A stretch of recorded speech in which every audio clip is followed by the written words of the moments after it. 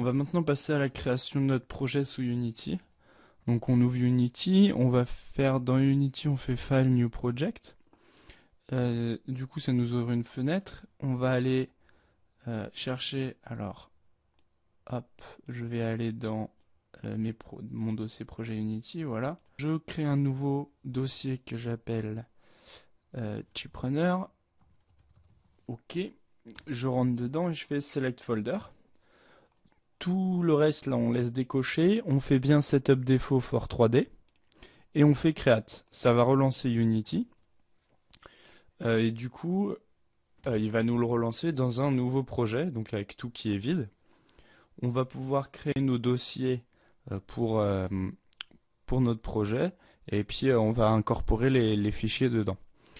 Donc dans les dossiers qu'on va créer, déjà on va créer un nouveau dossier. Donc on vient dans la fenêtre projet. Alors je vais remettre mes windows par défaut. Layout default, voilà. Normalement ça va être comme ça. Donc ce que je vous conseille moi c'est de passer la console juste ici. Comme ça on a la console accessible et on peut voir facilement les erreurs. Et on a tous nos assets à côté. On va venir mettre aussi dans Windows Animation. On va venir mettre le petit onglet Animation juste ici et on va aller chercher Windows Animator qui est juste là, qu'on va placer ici.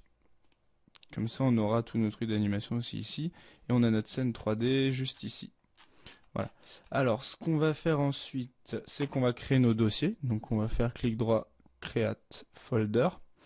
Donc le premier dossier, ça va être les ressources. Ok, donc je vais réduire la taille juste ici pour avoir une liste.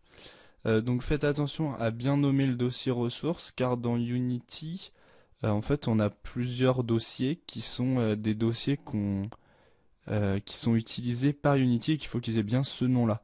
Là ça va nous permettre d'aller chercher dans le code tous les fichiers en fait qui vont être dans ressources, on pourra aller les chercher dans le code. Donc je vais aller prendre un dossier Unity que j'ai déjà.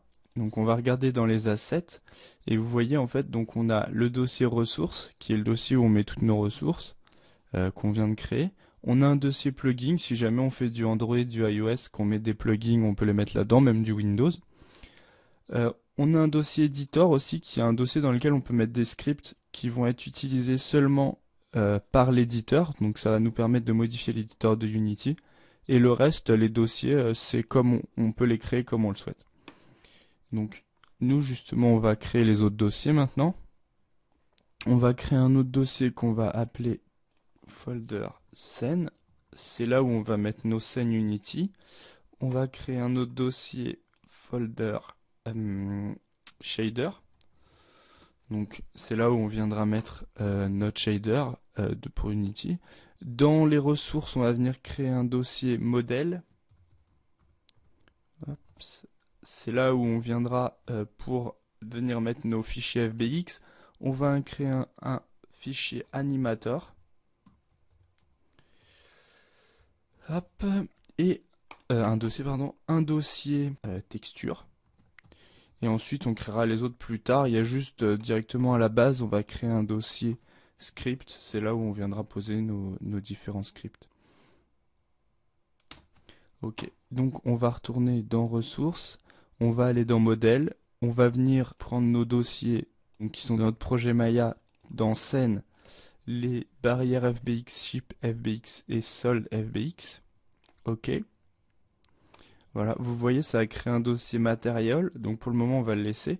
On va venir sélectionner nos trois objets. Comme ça, on va pouvoir modifier directement tout. Le scale factor, on va le passer à 1, à 0,1, pardon. Pourquoi? Parce que je vous rappelle, on a mis un facteur 10 dans Maya, qui était en centimètres. Du coup, on va dire à Unity qu'on met un facteur 0,1 pour qu'il repasse pour le bon, à la bonne valeur, quoi. Tout le reste, mesh compression off, read-write, on laisse tout ça par défaut. On va importer les normales, les tangentes, on va lui dire de les calculer. Le matériel, on l'importe. Et on va dire by base texture name, on va le mettre en from model matériel. Parce que je vous rappelle on avait renommé nos matériaux dans Maya, du coup on va utiliser ces noms-là.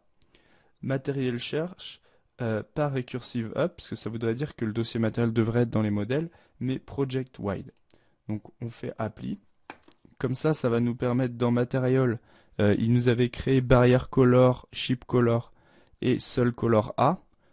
Ça, on n'en a pas besoin. Nous, on va garder nos tirets du bas Material ou Mat, c'est les dossiers qu'on avait appelés.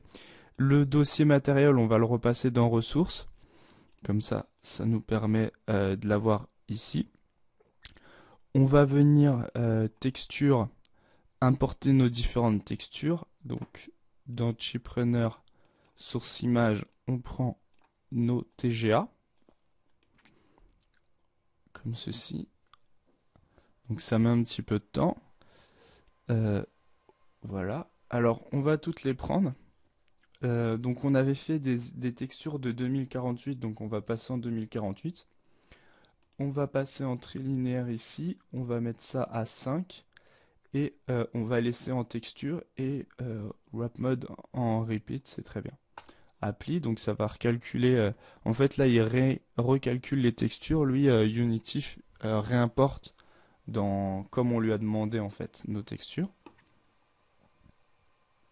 Donc dans Material, après on peut venir prendre les Materials. Et donc là, la barrière Material, on voit, on a base non texture. On va venir sélectionner notre texture barrière color. Dans Chip, on vient sélectionner notre texture Chip Color. Et dans Sol A Material, on vient sélectionner notre Sol A. Ok. On va prendre le Sol A, faire un CTRL D. Comme ça nous la duplique. On clique dessus pour pouvoir le renommer, on l'appelle Sol B, et du coup, on vient et on fait Select, et on prend le Sol B. On va venir voir nos modèles. Maintenant, nos modèles 3D, on voit qu'ils sont texturés dans la petite fenêtre. Pour la barrière et le sol, on va sélectionner quoi la barrière et le sol, on va aller dans Rig, et animation type None, parce qu'elles n'ont pas d'animation en fait. Donc ça, c'est très bien. Le chip, par contre, le mouton, alors je vais grandir un petit peu ici pour le voir en plus grand. Et on va mettre animation type générique, avatar définition create for the model nickel, et route node, on va venir sélectionner notre global move. On va faire apply.